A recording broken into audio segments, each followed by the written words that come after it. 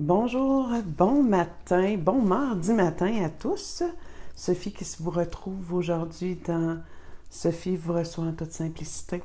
Ou en toute simplicité, Sophie vous reçoit. Peu importe, je pense que vous comprenez le sens.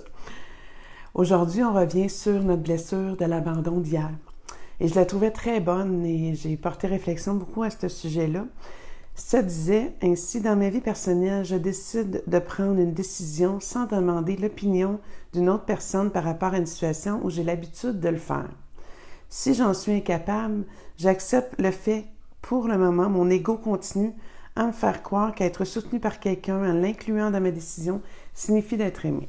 Donc, moi, j'ai essayé de me référer dans tout ça et je me suis dit, est-ce que j'ai toujours besoin de l'approbation des gens? Est-ce que j'ai toujours besoin d'aller chercher l'approbation d'une mère, d'un père, d'une sœur, d'un ami, d'un patron? Est-ce que je suis en mesure de prendre ma décision? Ou si j'ai toujours la peur à l'intérieur de moi que si je prends une décision, puis ça va m'amener à me sentir abandonnée, rejetée, pas aimée, ignorer, peu importe, ça éveille ces émotions-là. Et pourquoi que ça éveille ça? Parce que ça va être la peur. En fait, c'est la peur du rejet, la peur de l'abandon, la peur que j'ai pas assez confiance en moi. Puis, surtout, je me responsabilise pas et je prends pas conscience de mes choix. Hein? Je m'estime pas assez. Donc, qu'est-ce que ça produirait si j'osais m'affirmer sans aller chercher l'approbation de quelqu'un pour pas, justement, comme Lise le mentionne dans sa carte, avoir le sentiment, ça va m'apporter le sentiment d'être aimé. Mais si je fais un acte pour les autres, dans l'attente de ce que les autres veulent, j'aurais pas la fierté d'avoir pris vraiment la décision, puis de porter, pour le choix que je vais avoir fait, de porter ce que ça va me procurer, puis la confiance que je vais aller chercher, l'estime de moi que je vais aller chercher va être tout autre.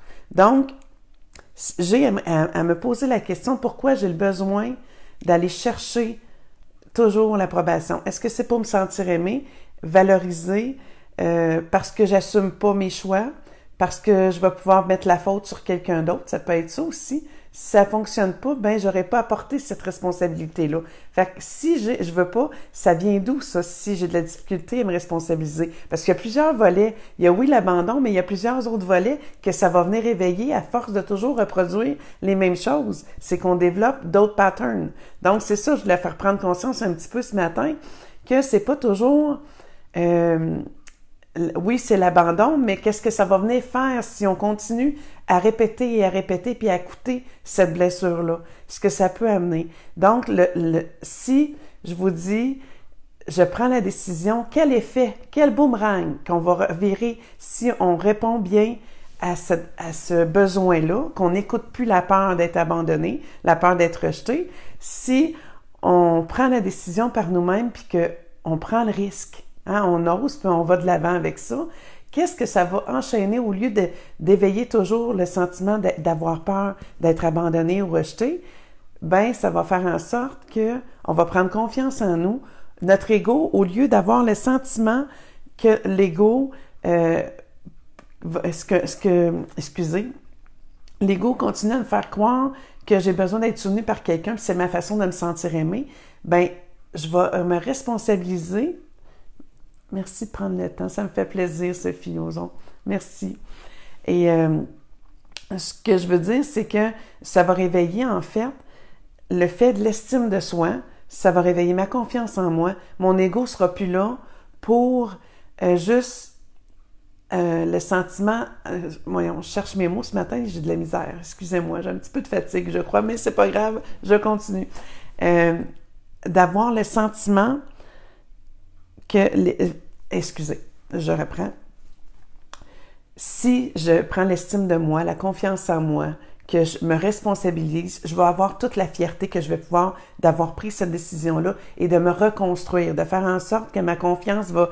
Et après ça, ça va avoir comme effet, si je me trompe, ben je m'aurai trompé, je vais me reprendre. Je vais faire autre chose. J'aurai pas toujours le sentiment d'avoir peur parce que mon estime va avoir augmenté. Mon ego va être à la bonne place, j'ai envie de dire. Elle sera plus là dans l'espoir de je vais faire ce que les autres attendent de moi, dans l'espoir de me sentir aimée et de toujours me sentir en attente de l'amour des autres. Je vais apprendre à m'aimer moi en apprenant à prendre mes propres décisions et ma peur de l'abandon de cette façon-là sera toujours, elle va finir par s'atténuer.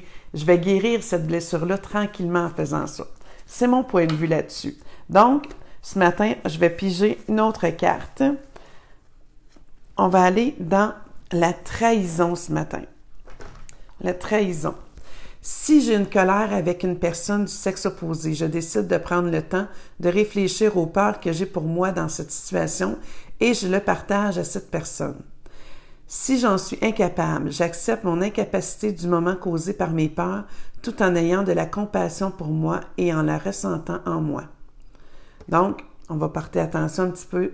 Je décide de prendre le temps de réfléchir aux peurs que j'ai pour moi dans cette situation et je la partage à cette personne. Si je vis une colère, si je vis de la contrariété. Donc, bonjour Guylaine. Donc, ça va être ça qu'on va reparler demain. Je vous porter une attention aujourd'hui. Si vous avez quelque chose, vous vivez une contrariété avec... Ils disent le sexe opposé, mais ça peut être avec le même sexe. Là. Moi, je ne vois pas obligatoire que ce soit avec le sexe opposé.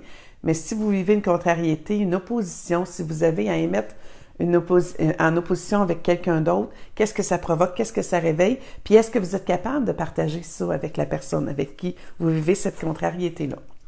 Donc, ça sera ça qu'on va regarder demain. En même temps, j'en profite pour vous dire, jeudi de cette semaine, le 18, j'aurai Corinne pour parler des auras. On va élaborer beaucoup les couleurs des auras. On va parler de ça. On va peut-être aussi avoir le temps de parler du taux vibratoire, sinon on va y revenir. Vous pouvez aller voir dans les capsules avant, dans les vidéos live que j'avais fait avec Corinne il y a un mois de ça environ. On avait parlé un petit peu, puis Corinne avait mis dedans son e-book. Donc, si vous voulez aller voir pour le taux vibratoire, il en sera question aussi à ce niveau-là. Vous pouvez surveiller, je vais mettre la publicité au cours de la journée aujourd'hui, en après-midi. Je devrais être en mesure de vous mettre la publicité pour annoncer ce jeudi. Ça sera à midi, l'heure du Québec, et à 18h pour l'heure de l'Europe. Donc, il sera question de rencontrer Corinne et ce sera intéressant. Corinne, c'est une douceur, vous allez voir. Si vous ne l'avez pas vue, vous pouvez la voir un petit peu plus bas dans mes vidéos. Et aussi, je voulais vous dire, si vous avez besoin de mes services en tant que praticienne Reiki, Tianchi ou avec des consultations PNL, vous avez envie de parler au niveau d'avoir des messages des archanges, ainsi que si vous avez des questions que vous voulez poser également, si vous avez des rencontres avec un défunt que vous voulez avoir, je peux faire des consultations privées, soit en live, ensemble, sur Messenger, FaceTime ou des choses comme ça, Skype, ou encore en privé dans mon bureau à la maison. Donc, vous pouvez avoir tous les détails sur ma page Sophie vous reçoit en toute simplicité, ou encore, vous pouvez avoir ça, vous pouvez me poser des questions également en privé que je vous répondrai s'il y a quoi que ce soit. Donc, je vous remercie. Je vous souhaite un beau mardi. Passez une belle journée. Bye!